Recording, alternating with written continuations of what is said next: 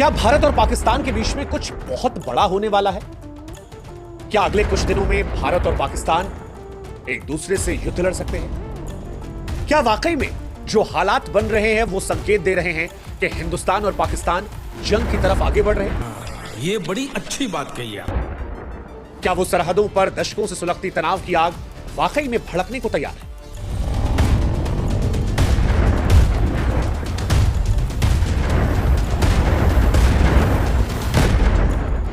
पहलगाम हमले ने भारत को पूरी तरह से झकझोर दिया और उसके बाद जो कदम भारत सरकार ने उठाए वो महज प्रतिक्रिया नहीं लग रहे बल्कि एक बड़े तूफान का संकेत लग रहे हैं। और वहीं से सवाल उठता है कि क्या 1947, 1965, 1971, 1984 और 1999 के बाद भारत और पाकिस्तान फिर युद्ध की कगार पर है? क्या वाकई हिंदुस्तान और पाकिस्तान युद्ध से बस थोड़ी सी दूर हैं? दरअसल ये चर्चाएं इसलिए बढ़ रही हैं क्योंकि भारत की सेना मॉक ड्रिल करने में जुट गई है। सरकार की तरफ से आदेश आ रहे हैं कि स्कूल कॉलेजेस से लेकर अलग अलग जिलों में मॉक ड्रिल की जाए। तारीख तक मुकर्रर कर दी गई। लड़ाकू विमान जो है वो आसमान में गर्जना कर रहे हैं। नौसेना समुद्र में ताकत दिखा रही। बीएसएफ की सीमा पर चौकसी ऐसी है कि मानो चींटी भी पार ना कर पाए।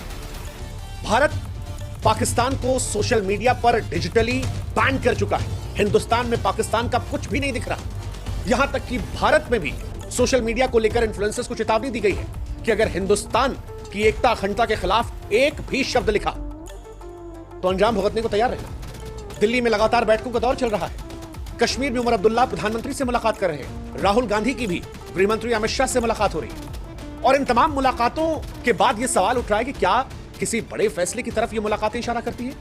क्या भारत और पाकिस्तान की सेनाएं अब किसी भी दिन आमने सामने हो सकती है?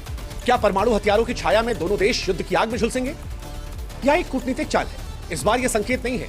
वो जो प्रधानमंत्री नरेंद्र मोदी ने कहा था कि पहलगाम के दोषियों को मिट्टी में मिलाया जाएगा, उसको लेकर यह अंतिम प्रहार है। 22 अप्रैल 2025 को जम्मू कश्मीर के पहलगाम में 26 पर्यटकों की निर्मम हत्या जब हुई तो भारत हिल गया। भारत ने पाकिस्तान को इसके लिए जिम्मेदार ठहराया। पाकिस्तान ने हर बार की तरह आरोपों से इंकार कर दिया। जनता का गुस्सा उबाल पर रहा। सोशल मीडिया पर बहुत तेरे सवाल रहे। सवाल यह कि क्या पाकिस्तान को सबक सिखाया जाएगा? सवाल यह भी कि पाकिस्तान को सबक सिखाने में देर क्यों हो रही है? क्या बयानबाजियों तक, बैठकों तक सरकार सीमित है? क्योंकि पिछले हमलों में भारत सरकार ने कभी देरी नहीं लगाई। आप याद कीजिए, पिछले हमलों में भारत ने तेजी दिखाई थी। 18 सितंबर साल 2016 को उरी हमले के 10 दिन बाद 28 सितंबर को भारतीय सेना ने पाकिस्तान के अंदर घुसकर सर्जिकल स्ट्राइक की थी। इसमें 38 आतंकी, 2 पाकिस्तानी सैनिक ढेर हुए थे। 14 फरवरी 2019 को भी पुलवामा हमले के 12 दिन बाद भारतीय वायुसेना ने बालाकोट में एयर स्ट्राइक कर आतंकवादी ठिकानों को नस्तनाबूद कर दिया था। लेकिन इस बार 14 दिन बीत चुके हैं। 15वां दिन चल रहा है और कोई भी सैन्य कार्रवाई नहीं। और अब ये देरी सवाल खड़े करती है। सवाल कि क्या भारत किसी बड़े युद्ध की तैयारियां कर रहा है? जानकारों का यह मानना है कि इस बार का इंतजार सर्जिकल या फिर एयर स्ट्राइक से कहीं ज्यादा बड़े एक्शन का संकेत है, क्योंकि पाकिस्तान ने इस बार ऐसा गुनाह किया है जिसकी सजा कोई छोटी कार्रवाई नहीं बल्कि कुछ अभूतपूर्व होगा। सवाल सिर्फ इतना है कि क्या एक्शन होगा, कब होगा? सरकार बार बार कह रही है कि पहलगाम का बदला लिया जाएगा और ऐसा लिया जाएगा कि इस बार पाकिस्तान इसे याद रखे। और युद्ध की तैयारियां इस बात के संकेत भी दे रही है। 7 मई 2025 को गृह मंत्रालय ने देश के 244 जिलों में मॉक ड्रिल, सायरन सिस्टम की जांच और ब्लैकआउट रिहर्सल का आदेश दिया है। ये वही तैयारी है जो आखिरी बार साल 1971 के भारत पाकिस्तान युद्ध में देखी गई थी। यह कदम साफ साफ इशारा करता है कि भारत किसी बड़े खतरे के लिए तैयार हो रहा है। गृह मंत्रालय का निर्देश है कि हवाई हमले की चेतावनी के लिए सायरन सिस्टम का परीक्षण किया जाए। नागरिकों, छात्रों को युद्धकालीन सुरक्षा मानकों का प्रशिक्षण दिया जाए। हमले की स्थिति में बचाव के उपायों पर जागरूकता प्रशिक्षण हो। महत्वपूर्ण प्रतिष्ठानों को युद्ध के दौरान सुरक्षित रखने की ट्रेनिंग दी जाए। अगर आप नहीं जानते कि मॉक ड्रिल और ब्लैकआउट एक्सरसाइज क्या होती है तो हम आपको जानकारी के लिए बता दें कि इमरजेंसी सिचुएशन में प्रशासन और नागरिकों की त्वरित प्रतिक्रिया के लिए प्रैक्टिस करवाई जाती है। ब्लैकआउट यानी तय समय के लिए पूरे इलाके की बिजली बंद करना ताकि दुश्मन को निशाना साधने में मुश्किल हो सके। इन तमाम चीजों की तैयारी। हालांकि भारत सरकार ने पहलगाम हमले के बाद कार्रवाई करना शुरू कर दिया था। 23 अप्रैल 2025 को सिंधु जल संधि निलंबित कर दी गई थी। 1960 में यह ट्रीटी साइन हुई थी। अटारी वाघा बॉर्डर बंद कर दिया गया था। आवाजाही पूरी तरह से बंद है। पाकिस्तान के वीजा को रद्द कर दिया गया था। पाकिस्तानी कारोबार पर रोक लगा दी गई थी। इसके बाद 26 अप्रैल को आतंकी ठिकानों पर छापेमारी होती है। सार्क वीजा सहूलियत को भारत खत्म कर देता है। 28 अप्रैल को पाकिस्तानी नागरिकों को वापस भारत से भेजा जाता है। 29 अप्रैल को मेडिकल वीजा को रद्द किया जाता है और पाकिस्तानी नागरिकों को भारत छोड़ने की अंतिम तारीख दी जाती है। 30 अप्रैल को भारत डिजिटल ब्लॉक करता है, जिसमें पाकिस्तान के तमाम यूट्यूब चैनल्स, पाकिस्तान के तमाम ऐप्स और वेबसाइट्स को ब्लॉक कर दिया जाता है। पाकिस्तान के विमानों को बैन कर दिया जाता है। 1 मई 2025 को पाकिस्तानी उद्यमों के कर्मचारियों की संख्या सीमित कर दी जाती है। 2 तारीख को IMF में लोन समीक्षा की मांग भारत कर देता है। इसके बाद भारत डिजिटल स्ट्राइक फिर करता है। पाकिस्तान आधारित ऑनलाइन पेमेंट गेटवे और वेबसाइट्स पर पूरी तरह से प्रतिबंध लगाता है। 3 मई को भारत पाकिस्तान क्रिकेट और तमाम इवेंट्स के लिए भारत से संपर्क पर पूरी तरह से रोक लगा देता है। गजब बेइज्जती है। भारत के ये संकेत क्या वॉर की धमकी है? हालांकि पाकिस्तान इस बात का एहसास कर रहा है और इसी वजह से पाकिस्तान ने तनाव बढ़ाने के लिए परमाणु धमकी का सहारा लिया। पाकिस्तान के राजदूत मोहम्मद खालिद जमाली ने रूस में कहा कि अगर भारत हमला करेगा तो हम भी परमाणु हथियारों का इस्तेमाल करेंगे।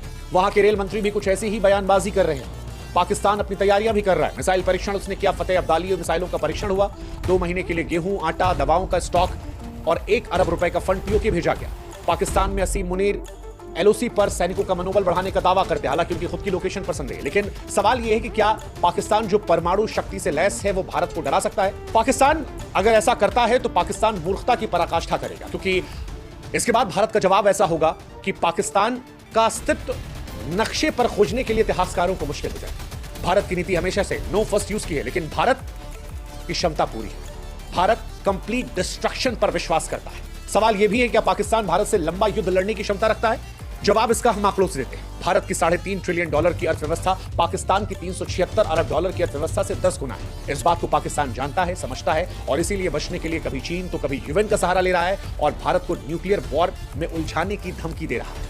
पाकिस्तान की सेना का बजट भारत के रेलवे बजट से भी कम है। पाकिस्तान के सैनिकों की संख्या भारत के सैनिकों से कम है। पाकिस्तान के पास संसाधनों की भारी कमी है। भारत का रक्षा बजट पाकिस्तान के रक्षा बजट से 10 गुना ज्यादा है। भारत की गहरी रणनीति, ज्यादा संसाधन, बेहतर पुनर्जन्म क्षमता पाकिस्तान को बर्बाद करने की हिम्मत रखती है। पाकिस्तान के पास सिर्फ एक दोस्त है, वो है उसका वहम।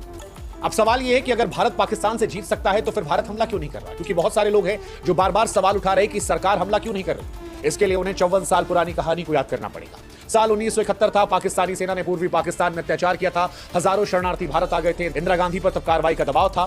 तब तत्कालीन सेनापति सैम मानेकशॉ से तुरंत युद्ध की मांग की थी, लेकिन मानेकशॉ ने इंकार कर दिया था। कहा था कि युद्ध हारने के लिए नहीं, जीतने की लड़ाई आता है। सेना और मौसम की अनुकूलता के लिए समय मांगा। अप्रैल 1971 की मांग के बावजूद युद्ध दिसंबर में हुआ और उसके बाद 93,000 सैनिकों के सरेंडर करने वाली वो तस्वीर आज भी पाकिस्तान को शर्मिंदा करती है। समझ रहे हो?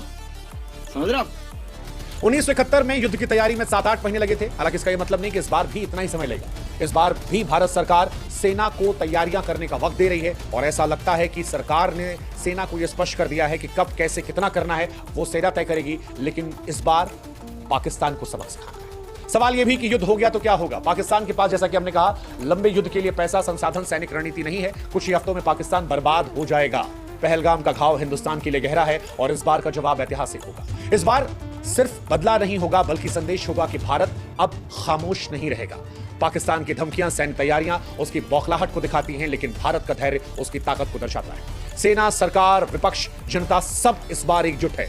भारत शांति चाहता है, लेकिन शांति सम्मान के साथ। भारत धैर्यवान है लेकिन कायर नहीं। भारत सहनशील है पर वो आत्मसम्मान से समझौता नहीं करेगा। भारत पाकिस्तान को यह संदेश देना चाहता है कि पहलगाम में तुमने जो कुछ किया, इस बार उसका तुम्हें ऐतिहासिक हिसाब होगा। और अगर इसके बाद भी पाकिस्तान किसी भूल का साहस करता है तो इस बार ना बांग्लादेश बनेगा, ना सियालकोट बचेगा, ना इस्लामाबाद का नाम इतिहास में लिखा जाएगा। इस बार इतिहास नए सिरे से लिखा जाएगा कि 1947 में जन्मा पाकिस्तान 21वीं सदी में अंतहीन हो जाता है। लेकिन सवाल फिर यही कि क्या ये युद्ध की नौबत आएगी? इस सवाल का जवाब भारतीय सेना, भारत सरकार के पास है। सरकार जो कुछ फैसला लेगी उसमें हमें आपको मजबूती से उनका साथ देना चाहिए। यह मामला पक्ष विपक्ष का नहीं बल्कि भारत का है। पहलगाम में जो कुछ हुआ वो भारत की आत्मा पर हम।